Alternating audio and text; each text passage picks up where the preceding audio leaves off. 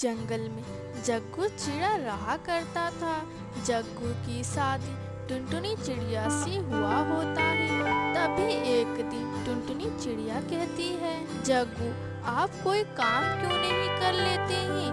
दिन भर उसी तरह से जंगल में इधर उधर भटकते रहते हैं। आपको तो पता ही है कि हमारी एक बेटी है और आपकी बहन भी है, उनका शादी भी तो करना है। आखिर माँ जी कब तक दूसरों के घरों में काम करेंगी?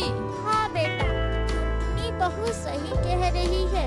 तू कोई काम क्यों नहीं कर लेता है?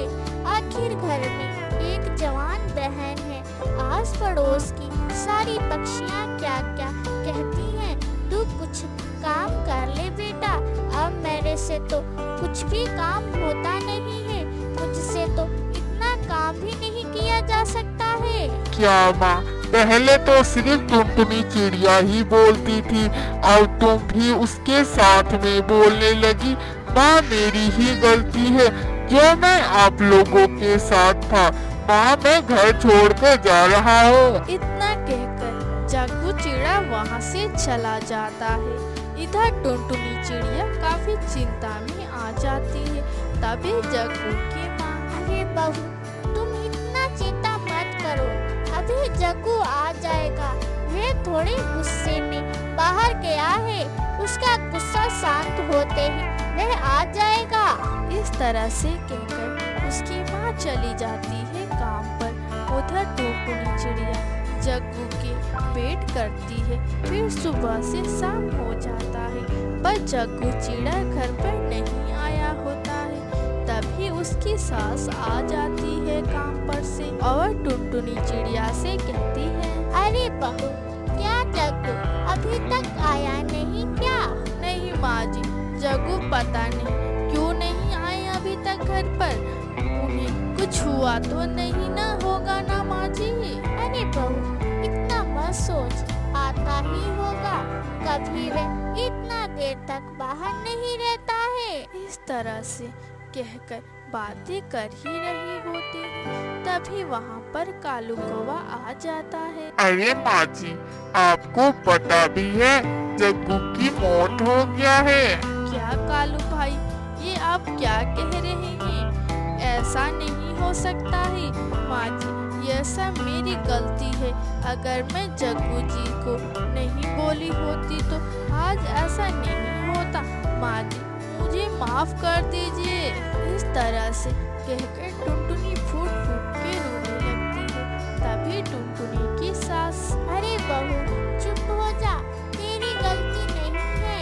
जाने दे, जो हो गया सो हो गया। अब अपनी बेटी और हम सबको संभाल ले। इसी तरह से कुछ दिन बीत जाते हैं। फिर टुनटुनी चिड़िया काम ढूंढने जाती है पर उसे कहीं पर भी काम नहीं मिलता है।